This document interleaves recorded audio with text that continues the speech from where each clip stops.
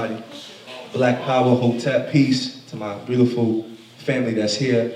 Please forgive me for being late. One of the sisters had a situation where she fell on the stairs, so we had to assist her.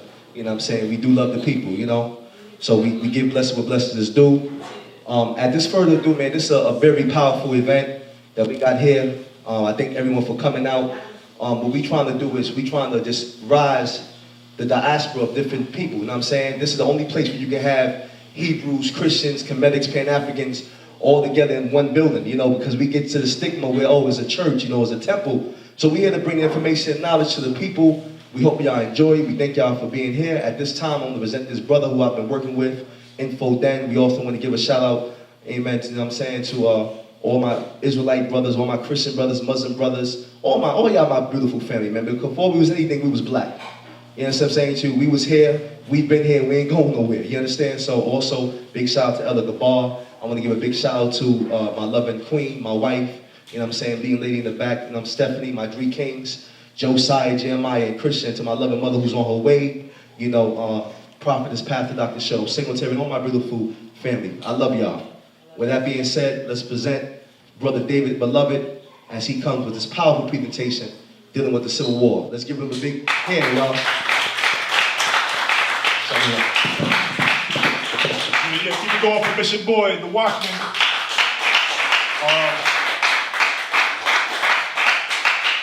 I stated before, you know, I definitely like working with the brother. He puts in the work. He's not just a pastor in the church, pounding on the Bible. He's out there in the streets. He's out there in the prisons. He's out there feeding the people. So these are the type of brothers I like to deal with. You know what I'm saying? It doesn't matter what ideology or what doctrine you follow. As long as you put in the work, I'm willing to work with you. So big shout out to the brother. So to start things off, man, my presentation, yeah, let's get the lights going. The name of my presentation is called Civil War, the Good, the Black, and the Ugly. You know what I'm saying? We're not dealing with the bad, we're dealing with the good, the black, and the ugly. Mainly dealing with these three characters, which are the main characters in the movie that just came out, Civil War, extending from the Captain America series that they've been building up to this moment right here, up to this movie, which is also featuring the Black Panther, which is a real powerful character in Marvel. He was one of the first, if not the first, mainstream black superhero to ever get pushed out into the mainstream. And he has a very powerful story. One that I think our youngins should at least have knowledge of. You know what I'm saying? They push Superman on us, they push Batman on us, but let's get some people that look like us. So we have some things that we could aspire to. And yeah, Captain America, Black Panther, and Iron Man. These are characters, you know, we all grew up on, whether it be in the comic book, whether it be in the video game, whether it be in the cartoon. All right, D, how you doing? Thanks for coming through. So yeah, some of y'all might be familiar with the movies. I don't really watch the movies too much, but I grew up watching the comic books. I was knee deep in these stories, you know what I'm saying? It's not until I grew up and got some knowledge themselves that I was able to make the connections with some of these stories and some of our sciences and history that we were dealing with in terms of our African history. So without further ado, I'm gonna get into the character Captain America. I'll probably be spending more time on his character since the movie series was based on him, his series. Captain America, you know, as we all know, some of y'all might know from the comic book, cartoon, or whatever the case may be. But his story is very interesting. He was a World War II patriotic soldier, Steve Rogers, born July 4th in LES, NYC. I put that in parentheses because it's going to mean something a little later. Became the recipient of the Super Soldier Serum by volunteering for Operation Rebirth. This is like a secret government program that were taking some soldiers and I'm doing some experiments with them to have them become super soldiers. Life imitates art because these things were actually happening, mainly on African American soldiers, but we're gonna get into that. A project intended to enhance U.S. soldiers via the inventions and discoveries of a Professor Abraham. That's interesting, right? With his new powers, he helped America win against Nazi Germany and became a living symbol for freedom. Like everybody associates Captain America with freedom, the savior of the land of the free. He's kind of he's super America. He's whatever America embodies, he embodies, right? Captain America was left for dead after the whole thing with the Nazi Germany and America won that war. His character wasn't really needed as much, right? Because his whole popularity came about during World War II when America needed that propaganda to galvanize the American people to go against Germany, to go against Nazi Germany, to create an enemy so the whole American public could rally behind the soldiers. So Captain America was kind of an embodiment of that. The U.S. government was actually helped push this character. Even though it was a private owned company, Marvel, U.S. government actually came into play in terms of pushing this character when it first came out. So after the whole World War II thing, he was left dead and frozen in ice. And then years later, he awoke right before the Vietnam War. So we know we had World War II, and like the next big war was the Vietnam War. So it's kind of, they were using this character as a propaganda hero for the kids when it came to wartime, right? Now notice the letters and the words I have in bold, in black, they're gonna come to play. And these are all words that embody Captain America. Soldier, rebirth. Abraham was the name of the professor who administered the super serum. America, Germany, freedom, Vietnam, liberty. These words are coming to play very soon. Just hold that in mind. So after Captain America's first appearance during World War II, the character, like I said, he took a hiatus. This is actually the introductory cover of Captain America. You can see he's just knocking Hitler right out, just to show the aggression that he was coming in with in terms of embodying that American spirit versus the Nazis. So this is like the introduction to Captain America. And then years later, because remember, World War II was around the 40s, 50s, right? And then years later, mid-60s, 70s, you had the Vietnam War. Now, what you have here is an actual poster that the government put out, the U.S. government put out, in promoting the Vietnam War. And not only that, in promoting the character Captain America as a hero, as someone who's like the poster boy. It says the American Empire proudly welcomes Vietnam as a new American province. So they're basically saying, hey, this war is to basically take over Vietnam, it's gonna become our new province. And as you can look closely, there are black Captain Americas in this, to show you the high number of black soldiers that were in the Vietnam War, right? Or using that to want to hook black soldiers to partake in the Vietnam War, right? Now, the fact that the white Captain America is standing side by side with the black Captain America, that's going to play very key. Because Captain America, his story is mimicking almost like what they were trying to do with the black man in terms of U.S. experiments, dealing with military and all that stuff. So you can't escape the connection with Captain America and the black man. And did you know there was a black Captain America? Right? What's this? Look at the reaction of Captain America. It says here, don't tell me you haven't heard of Isaiah Bradley, the black Captain America. This is Isaiah Bradley. Remember we were talking about the Professor Abraham was conducting experiments on soldiers. Some of the first soldiers he was conducting experiments on were black soldiers. This is all in Captain America's story.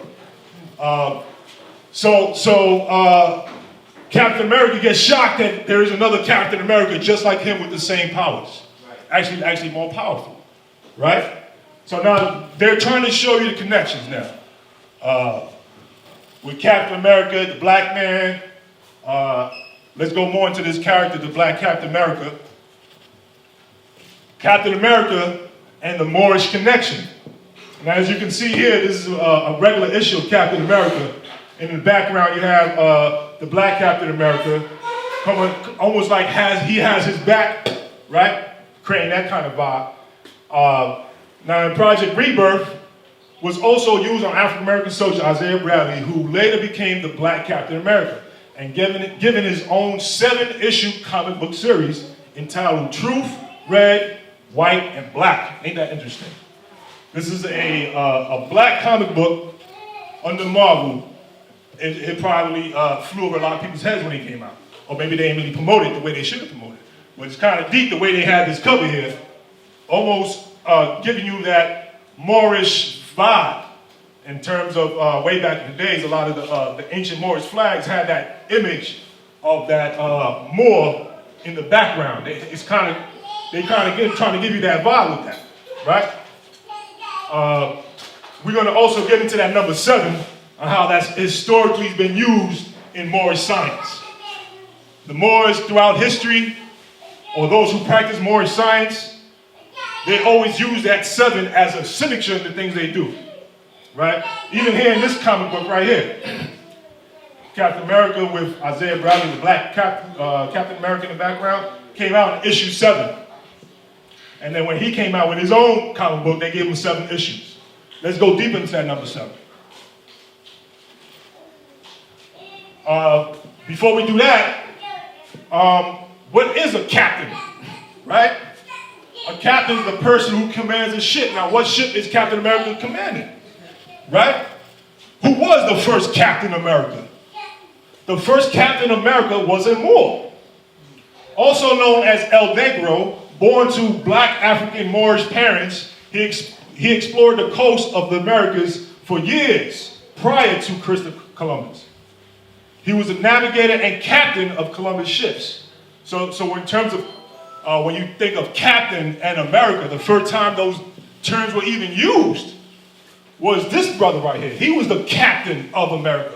The first time Columbus needed to hire people who were already traveling here, he hired this Captain America. He was a captain of a ship traveling to America years prior to Columbus even coming here.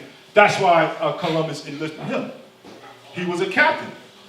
1492, that was the year he came with Columbus, but he was already coming here way before that, right? The first they discovered with Columbus was DR in Haiti, which at the time, they named Hispaniola, but prior to that was called Cacique, which actually translates into Mother of All Lands, which is a whole nother presentation for another time. And then he accompanied him during the 3rd voyage, which saw the discovery of Trinidad. So this brother was out there discovering damn near all the Americas before Columbus ever came to play. So when you want to talk about Captain America, this is the first Captain of America right here, Pedro Alonso Nino, right? Now keep in mind the year 1492 and that number 7, right? We're going to get into that. Captain America and the Moorish signs of 7, right? Now, like I said, people who practice the Moorish signs, or they like to use that 7 as a signature, is used throughout history. We're going to use how they try to infuse that into this character, right? Steve Rogers, born in the month of July. The character was reintroduced 7 months prior to the Vietnam War.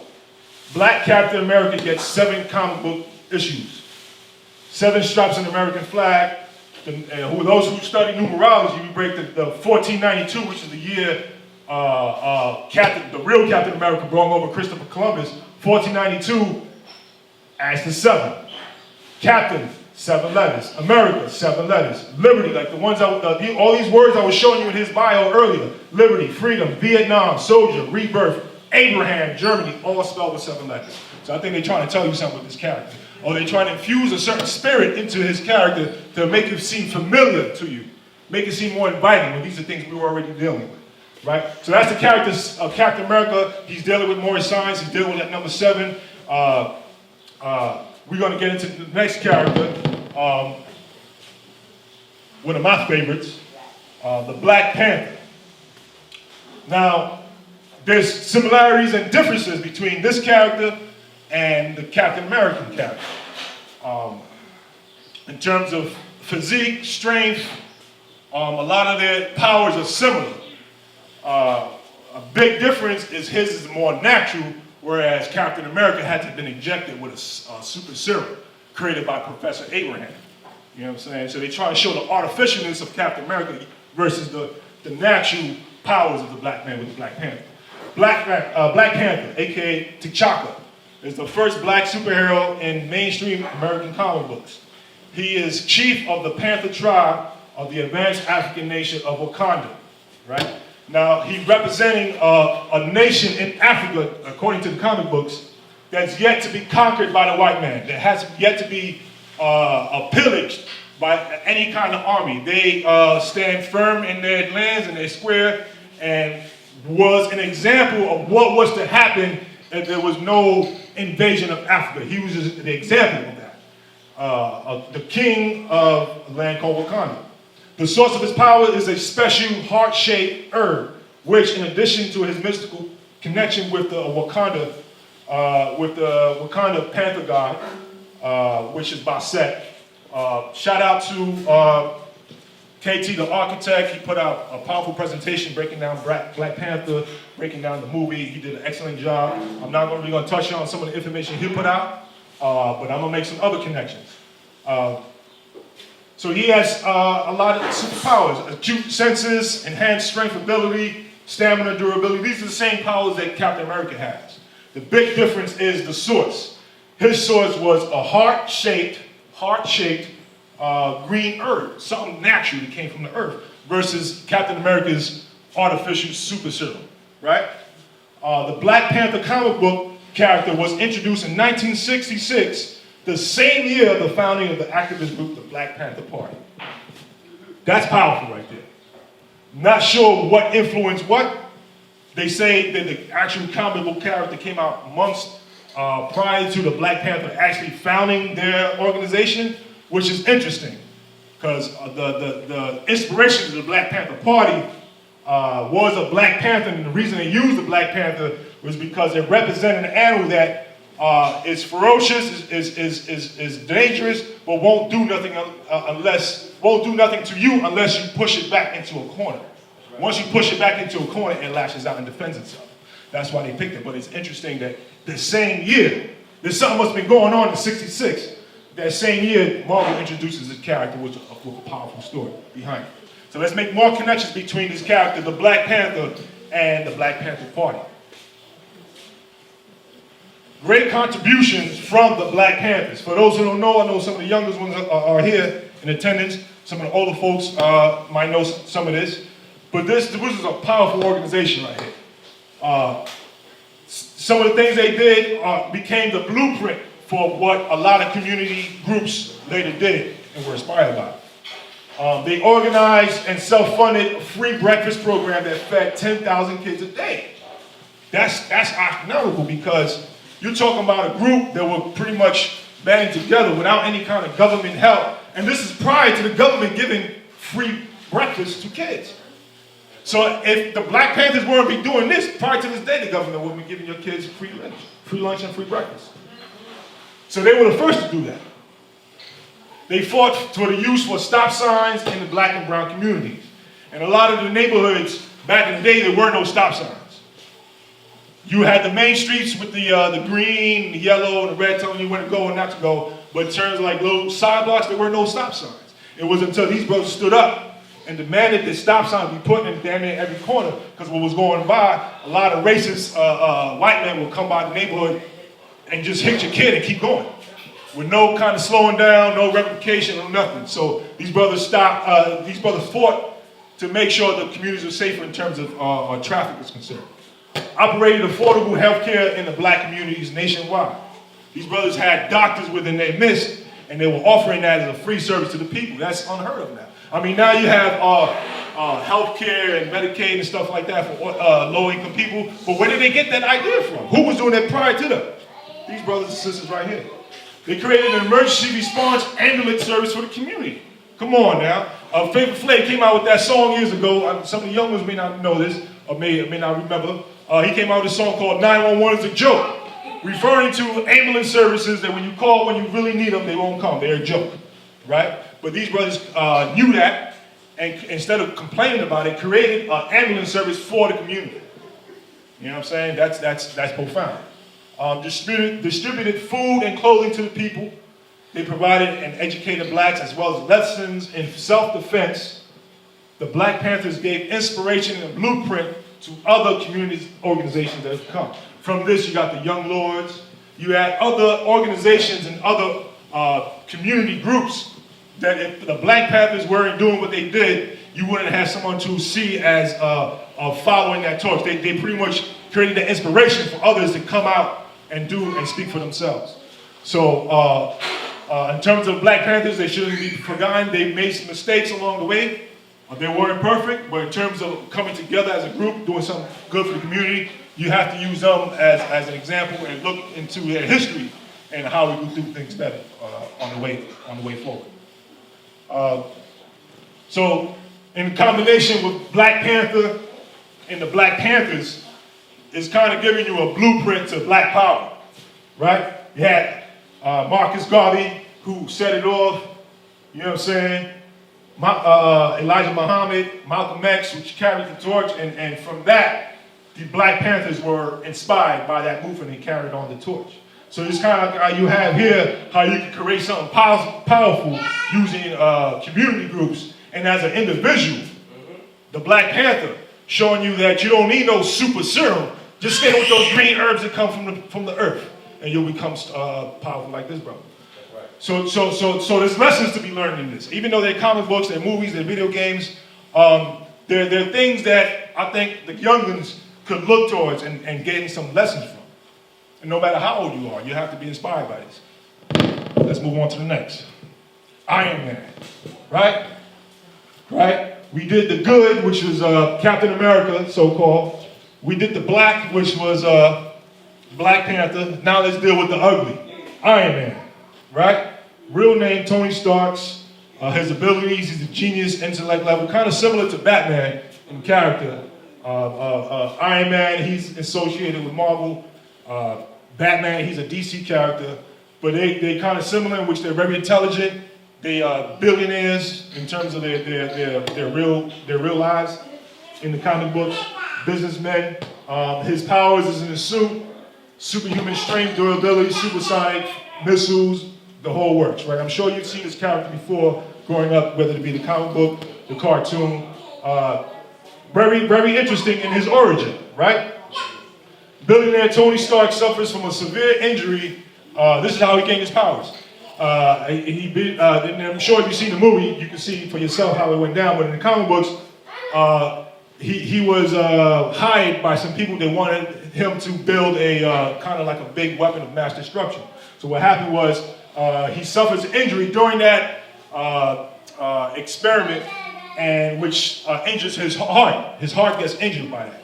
So instead of creating this weapon of mass destruction for the people that kidnapped him, what he ends up doing is using that same technology to build a suit and free him from his captors who kept him enslaved to create a weapon beyond his will.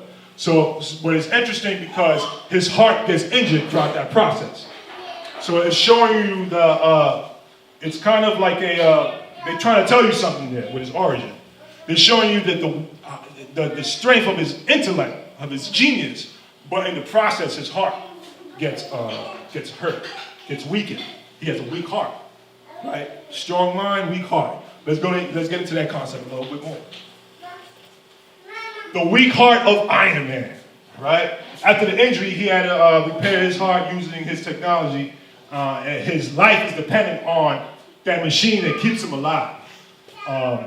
And throughout the comic book, you know what I'm saying, he's a man of duality, kind of like Batman and Bruce Wayne. He's conflicted. He's a superhero, he saves lives, but he has some flaws. He has some demons he's dealing with. As you can see here, this is a clip from the comic book. He's an alcoholic. You know what I'm saying? He drinks. You know what I'm saying? Once he drinks, he gets in a whole bunch of mess. He's kind of in battle with himself, or he has a weak heart. No matter, even though he has a strong intellect, strong, real genius in terms of what he can create, his heart is weak, right? We're going to show you how that comes into play. I had to add this in here. This is Tony Stark getting smacked by the Black Panther trying to knock him back into sense. I put this in here specifically to show you the differences here. Whereas the Black Panther, now we're going to get into some symbolism here. As the Black Panther is representing the strong lion heart, Iron Man represents the weak heart. You know what I'm saying? That's why he's getting smacked right there. You know what I'm saying? But it goes even deeper than that. We're going to get into some astrology right here. And I hope with this next slide, I don't lose y'all. What the hell is that? All right.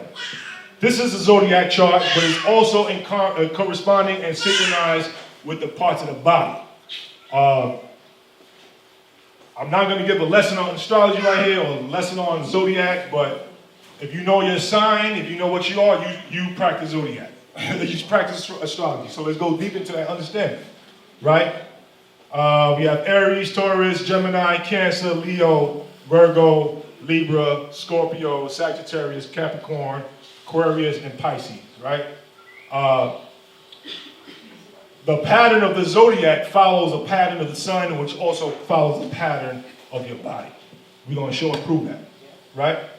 So if this was a cycle of the sun, right? The sun will be up here strong while it will be weak down in the bottom, right? This is north, this is west, this is south, this is east, right? Now, what does this have to do with Iron Man? What does it have to do with anything, right? The character Iron Man, right? Iron, which is corresponding with your kneecaps, this is what Iron Man will be right here, right? Whereas the strong lion heart, the Black Panther, he'll be up here with the Leo, right? Now let's go in even further. You might say, oh, that's pseudo, right? Well, what does iron have to do with your kneecaps? What does iron have to correspond with the knees? Well, dealing with science, the highest concentration of iron in your body is in your kneecaps. That's right. You know what I'm saying? It's the strongest bone in your body. So when you eat things that consist of iron, all that concentrated nutrients and minerals will go into your kneecaps, right? And directly opposite from that is the heart. So this is the conflict. This is the duality. This is what's going on with the Civil War with the heart and the mind. The Civil War is really a battle with self, right? Let's go in further into this understanding. What was Captain America's last movie before the Civil War? What was it called? Anybody know? The Winter Soldier, right? Here you go, Captain America right here, corresponding with the winter, right? All right, there, you're making that up. Where do we say his origin was from? He was from LES, the lower east side. This is north. This is south. This is west. This is east. Captain America is in the lower east side of your body, corresponding right next to Iron Man. Now check this out. This is the Civil War right here. This is where it splits. Right here. The battle in the Civil War is Iron Man and Captain America. The goat, which is representative of the Capricorn and Aquarius. Captain America is Aquarius, Iron Man is Capricorn, with the Black Panther being the Leo.